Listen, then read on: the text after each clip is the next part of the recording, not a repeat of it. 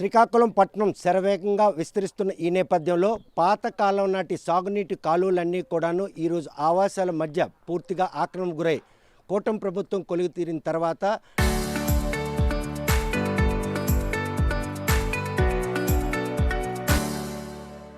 Drainage సిస్టాన్ని పునరుద్ధరించేందుకు చేస్తున్న ప్రయత్నంలో ఏవైతే అక్రమంగా కట్టడాలు కట్టారో వాటిని తొలగించేందుకు క్షేత్రస్థాయిలో పరిశీలిస్తున్నట్టు స్థానిక ఎమ్మెల్యే గొండు శంకర్మంత్ ఉన్నారు. కాలనీలు శరవేగంగా విస్తరించడంతో పాటు ఆవాసాలు కూడాను పేకమేడల్లా పుట్టుకొస్తున్నాయి. అయినప్పటికీ కూడా డ్రైనేజ్ వ్యవస్థ అస్తవ్యస్తంగా ఉండడం, దీర్ఘకాలికమైనట్టు ఈ సమస్యకు ఒక పరిష్కార మార్గం తేవాలనే ఉద్దేశంతో సాగునీటి కాలువలన్నీ మురికి కాలువలుగా మారాయి. వాటిని ఎట్టి పరిస్థితుల్లో ఒక మినీ హైడ్రా ప్రాసెస్లో ఈ ప్రాజెక్టును పూర్తి చేసేందుకు ఆయన చేసిన ప్రయత్నంలో క్షేత్రస్థాయిలో ఎటువంటి సమస్యలను ఆయన ఐడెంటిఫై చేశారనే విషయం ఆయన మాటలో తెలుసుకుందాం. చూస్తే కనుక శ్రీకాకుళం పట్టణం శరవేగంగా విస్తరిస్తోంది. చూస్తే కనుక ఒక పేక మేడలు పుట్టుకొస్తున్నాయి, జనాలు పెరుగుతున్నారు. అయినా కూడా డ్రైనేజ్ సిస్టమ్ విషయంకి వచ్చేసరికి వర్షం పడితే చిన్నపాటి చిన్నకే ఈరోజు మునకైపోతుంది. కారణం ఏమని గమనించారు? క్షేత్రస్థాయిలో ఏ సమస్యను ఐడెంటిఫై చేశారు? ఒకప్పుడు మేజర్ ఇరిగేషన్ కెనాలు మిర్తిబట్టి, ఇది తోటాడ దగ్గర దీని మొగ స్టార్ట్ అయ్యి మళ్ళీ నాగావళి దగ్గర అక్కడ కలెక్టర్ బంగ్లా దగ్గర ఎండ్ అవుతుంది. మధ్యలో డిఫరెంట్ పాయలు వెళ్ళి మళ్ళీ రామిగడ్డ వీటిల్లో కలుస్తుంది. అయితే ఇప్పుడు మనకి సిద్దిపేట రోడ్ నుండి ఇటువైపు ఇప్పుడు ఇరిగేషన్ లేదు పూర్తిగా, ఎందుకంటే ఇది మొత్తం బిల్టప్ అయిపోయింది కనుక ఈ ఏరియా వదిలేశారు. అయితే ఇప్పుడు వెళ్ళి ఆ తోటాడు జంక్షన్ నుండి సిద్దిపేట వరకు దాదాపు 3.5 కిలోమీటర్లు ఏదైతే ఉందో 6 కిలోమీటర్ల దగ్గర ఉంది. ఇదంతా కూడా వీళ్ళు ఇరిగేషన్ వాళ్ళు టేకప్ చేసి ఇప్పుడు రీసెంట్గా 7 లక్షల రూపాయలు దానికి ఇవ్వడం జరిగింది. ఇప్పుడు డీసిల్టేషన్ అయిపోద్ది. అయితే మనకి ఎక్కడైతే డ్రైనేజ్ స్టార్ట్ అయ్యిందో అక్కడ నుండి మేము రీసెంట్గా ఈ వరంగారు కాలనీ దగ్గర శివసాయి నగర్ కాలనీ, సత్యసాయి నగర్ కాలనీ దగ్గర కొత్త డ్రైన్ కట్టాం. ఆ డ్రైన్ దీనికి కలిపాం. ఇప్పుడు ఇక్కడ నుండి క్షేత్రస్థాయిలో పరిశీలన చేయగా అప్పుడు పబ్లిక్ హెల్త్ వారు దీన్ని 3 అడుగులకి కుదించేసి కొత్త డ్రైన్ అప్పుడు అమృత్ వనంలో దీన్ని కట్టేశారు. అయితే ఇప్పుడు దీన్ని చూసాం. ఇక్కడ చూసేటప్పుడు 2 వైపులా కూడా ఎంక్రోచెస్ పెద్దగా లేదు, ఖాళీ స్థలాలే ఉన్నాయి. ఎక్కడో 1-2 ఎంక్రోచ్లు ఉన్నాయి. దాదాపు ఈవేళ 2 కిలోమీటర్లు తిరిగాము. క్షేత్రస్థాయిలో ప్రతి అడుగు తిరగడానికి మేము నిర్ణయించుకున్నాం. ఈరోజు తిరిగిన మేరకు 2 వైపులు కూడా ఇప్పుడు మార్కింగ్ పెట్టమని చెప్పడం జరిగింది. పంట కాలువల మధ్యన పక్కన వెలిసినటువంటి ఈ ఆవాసాల కారణంగా పంట కాలువలకంటూ ఇరిగేషన్కి సంబంధించిన అధికారులు ఒక స్పెసిఫికేషన్ అటువంటి లెంగ్త్ ఉంటుంది. ఆ లెంగ్త్కి భిన్నంగా కట్టిన ఒక నిర్మాణం వెనక మీరు గమనించారు.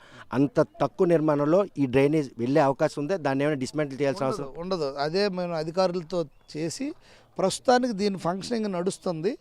దీనివల్ల మనకు అంత ఇబ్బంది లేదు కనుక మనం ప్రస్తుతానికి దీన్ని ఇలా ముందుకు తీసుకెళ్ళి ఇప్పుడు కలెక్టర్ గారితోని, అధికారులతోని, కమిషనర్ గారు అందరితోని మేము చర్చిస్తాం. ఈరోజు కూడా నాతో పాటుగా మున్సిపల్ హెల్త్ ఆఫీసర్ ఉన్నారు, మున్సిపల్ సర్వేయర్ ఉన్నారు, నెక్స్ట్ మున్సిపల్ ఇంజనీర్ ఉన్నారు, నెక్స్ట్ ఇక్కడ local ఎమ్యూనిటీ secretaries, planning secretaries, next planning assistant city planner అందరం ఒక టీం అయ్యి వచ్చాం. అలాగే స్థానిక పెద్దలు, ఇక్కడ పెద్దలు వాళ్ళతో కలిసి మేము ఇప్పుడు ఇన్స్పెక్షన్ చేస్తున్నాం. అయితే ఇప్పుడు ఎంఎస్ఎంఈ డైరెక్టర్ గారు, అలాగే ఈయన ఎడ్యుకేషన్ కార్పొరేషన్ డైరెక్టర్, వీళ్ళతో పాటు మేము అందరం ఒక టీం అయ్యి వెళ్తున్నాం. ఇప్పుడు ఇక్కడ చూసేటప్పుడు 2 వైపులు కూడా ఖాళీ ప్లేస్ ఉంది, ఎటువంటి ఎంక్రోచెస్ లేవు. అయినప్పటికి కూడా దీన్ని ఎందుకు 3 అడుగులకే రిస్ట్రిక్ట్ చేసి అప్పుడు కట్టారనేది ఇప్పుడు అర్థం కాని పరిస్థితి. అందుకు దీనిపైన మేము అంతా డిస్కస్ చేసుకొని ముందు ఇమ్మీడియట్గా మనకు ఉన్న ప్లేస్ని ముందు మార్కింగ్ చేసి దాన్ని ప్రొటెక్ట్ చేయాల్సిన బాధ్యత మనకు ఉంది. ముందు ఇమ్మీడియట్గా 20 అడుగులు, 21 అడుగులు ఉంది, కొన్ని దగ్గర 30 అడుగులు కూడా ఉంది. ఎక్కడెక్కడ అంతా ఉందో దీన్ని ముందు ఈ వేళ నుండి మార్కింగ్ మొదలుపెట్టి రేపటి నుండి 200 మిషన్ పెట్టి ఉన్న డ్రైన్ కూడా డిస్మెంటలింగ్ చేయడమా, లేకపోతే అది ఉంటూ పక్కలెళ్ళి మళ్ళీ కాలువ తవ్వేయడం అనేది నిర్ణయం ఈరోజు తీసుకొని రేపటి నుండి అయితే దీని పనులు మొదలు పెడతాం. ఒక మినీ హైడ్రా తలపించే ఒక ప్రక్రియ మొదలు కాబోతుంది. అంటే ఇది మినీ హైడ్రా అవన్నీ కాదండి. ఇప్పుడు ఒకప్పుడు ఇది పంట కాలువ, జీవనాడి, శ్రీకాకుళం ప్రాంతంలో ఉన్నటువంటి పొలాలకి ఇది జీవనాడి లాంటిది. ఈరోజు ఈ జీవనాడి కాస్త మురుగునీటి కాలువ నాడిలాగా అయిపోయింది. ఈ డ్రైనేజ్కి కూడా ఇది మనకు ఒక మెయిన్ శ్రీకాకుళం పట్టణంకి 60-70% డ్రైనేజ్ ఈ మిర్తి బట్టే లాక్కెళ్తుంది. అలాంటి మిర్తి బట్టి డీసీసీబీ దగ్గర అడ్డ గోడ కట్టేసిన పరిస్థితి, మధ్యలో మాయమైపోయిన పరిస్థితి, మధ్యలో అడుగున్నర అయిపోయిన పరిస్థితి. ఇప్పుడు ఇక్కడ చూస్తే 3 అడుగులు ఉంది, వెనక 2 అడుగులు ఉంది, అక్కడ 4 అడుగులు ఉంది. ఇలాగ రకరకాల విన్యాసాలు చేసింది బట్టి. దీన్ని అందరినీ రీస్టోర్ చేసి ఒక ప్రాపర్ యూనిఫామ్ విడ్త్ తీసుకొచ్చి ముందు ఎంక్రోచెస్ని తీసి వాటినంతా ఒక స్ట్రీమ్ లైన్ చేయాలనే ఉద్దేశంతో మేము ఈ డ్రైవ్ చేపట్టాం. ఇది ఈ 1 మంత్లో దీన్ని ఒక మ్యాక్సిమం ఒక షేప్కి తీసుకొస్తామని మాకు నమ్మకం ఉంది. ఇది ప్రజలు కూడా సహకరించాల్సిందిగా కోరుచున్నాను. కొన్ని చోట్ల ఇంకా నిర్మాణాలు మీరు ఇప్పుడు గమనించారు, వారి స్థలంలో వారు నిర్మించుకున్న పక్కనున్న దాన్ని కూడా ప్రొటెక్ట్ చేసి కాలువ గట్టు అంటే నడిచి వెళ్ళడానికి 2 పక్కల మార్గం కూడా ఉంటుంది, అది యాక్షన్ ఆఫ్ ప్లాన్లో. కానీ దాన్ని కూడా పూర్తిగా బ్లాక్ చేశారు. మీరు చేస్తున్న ఈ ప్రయత్నంలో స్థానికులతో పాటు ఎవరైతే కట్టడాలు కట్టుకు వారు కూడా సహకరిస్తారనుకుంటున్నారా? 100% ఎవరు సహకరించినా సహకరించకపోయినా గవర్నమెంట్ ల్యాండ్ ఎంతవరకు అయితే ఉందో మీరే ఇప్పుడు చెప్పారు. గట్టు వరకు ఉన్న గట్టు మీద నడవాలి. ఇప్పుడు దానికి మనది కూడా తప్పే, డిపార్ట్మెంటల్గా మనం కూడా తప్పు చేసాం. ఇప్పుడు ఆయన ఇల్లు ఎంతవరకు ఉందో ఆయన రిస్ట్రిక్ట్ చేసుకొని వాలేసి కట్టుకున్నాడు. కట్టుకుంటే మీరు అక్కడి వరకు కట్టకుండా ఉన్న బట్టిని మీరు రిస్ట్రిక్ట్ చేసి 3 అడుగులకే కడితే ఆ 3 అడుగుల నుండి వీటికి ఒక 8 అడుగులు ఆయన కట్టుకున్నాడు. కాంపౌండ్ వాలేసి ప్రొటెక్ట్ చేసుకున్నాడు. రేపు తీసిస్తే ఆయనకు ఇబ్బంది ఏటి లేదు. ఒక ఇల్లు పిల్లర్ ఉంటే ఇల్లు కూలిపోయే పరిస్థితి, కానీ కాంపౌండ్ వాల్ లాంటివి ఉంటే ఎట్టి పరిస్థితుల్లో ఉపేక్షించే ప్రసక్తే లేదు. మీరు చేస్తున్నటువంటి ప్రయత్నంలో భవిష్యత్తులో శ్రీకాకుళంలో మురికి నీటికి ఉన్నటువంటి దీర్ఘకాలిక సమస్య పరిష్కారానికి దోహదపడుతుంది అంటే 100% దోహదపడుతుందని ఇవన్నీ బాధలు. ఇంత మండు టెండలో ఎంతమంది స్టాఫ్ అందరూ ఇవి వచ్చి ఎంత వేసవికాలం మీకు తెలుసు ఉష్ణోగ్రతలు ఎలాగున్నాయి, అయినా లెక్క చేయకుండా అందరూ స్టాఫ్ అందరం ఇక్కడ లోకలైట్స్ అందరూ వచ్చి తిరుగుతున్నాం. అంటే ఇదంతా పబ్లిక్ వారి మద్దతుతోనే ఇది మేము ముందుకెళ్తాం. చూస్తే కనుక మహానాడికి సంసిద్ధం అవుతున్నారు. శ్రీకాకుళం జరుగుతున్న ఒక ఆనందం వ్యక్తం చేసాం, అది ఆవిరైపోయింది. నెల్లూరు అనుకున్నాం. ఉన్నటువంటి ప్రస్తుత పరిణామాల నేపథ్యంలో పొదుపు అన్నటువంటి ఒక నినాదంతో మహానాడు వర్చువల్ దీంట్లో శ్రీకాకుళం జిల్లాలో నిర్వహించబోయే ఈ మహానాడు కార్యక్రమం తెలుగు తమ్ముళ్ళందరూ ఒక్క చోటకు చేరి తమ ఐక్యతను చాటుకునే డయాస్ ఎలా ఉండబోతుంది?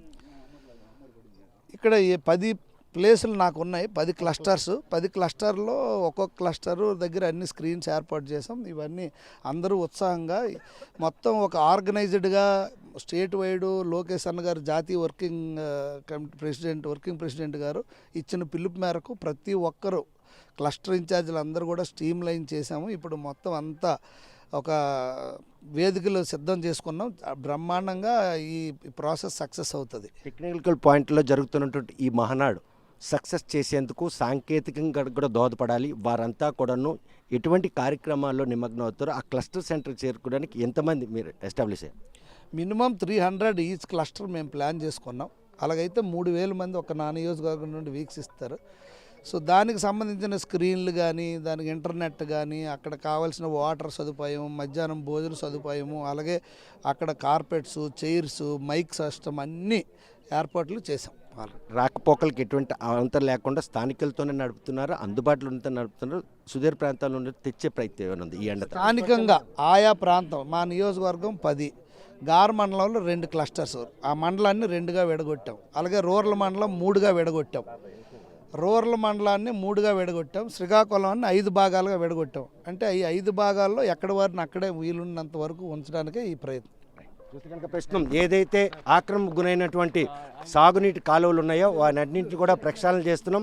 ప్రస్తుతం 6 కిలోమీటర్ల మీద పర్యటించిన ఆయన పలు సమస్యలను గుర్తించారు. ఇప్పటికే కాలువలు పూర్తిగా ఆక్రమణకు గురైనటువంటి విషయాన్ని గమనించిన ఆయన మున్సిపాలిటీ అధికారులు సర్వేలతో వెంటబెట్టుకుని వచ్చి అప్పట్లో ఇటువంటి ఆక్రమణలకు తోవ ఇచ్చారు. కాబట్టి ఏదైతే ఇరిగేషన్ అధికారుల నిర్లక్ష్యం కూడా ఈరోజు అక్రమ కట్టడాలకు దోహదపడింది. వాటిని ఎట్టి పరిస్థితుల్లో బై హుక్ ఆర్ కుక్ తొలగించి ఏదైతే డ్రైనేజ్ సిస్టమ్కి ఎక్కడ ఆటంకం లేకుండా మురుగునీరు వెళ్లేందుకు మాత్రం నిర్మాణాలు చేపట్టి నెల రోజుల్లో ఈ ప్రక్రియ పూర్తి చేస్తామని చెప్పి హామీ ఇస్తున్నారు. ఇదేవిధంగా 44వ మహానాడు ఈరోజు వర్చువల్ విధానంలో జరుగుతున్న నేపథ్యంలో ఆయన కాన్స్టిట్యున్సీలో 10 క్లస్టర్గా విడదీశాం. క్లస్టర్కి 300 చెప్పున 3000 మంది 2 రోజుల పాటు ఈ మహాపండుగలో భాగస్వామి అవుతారు.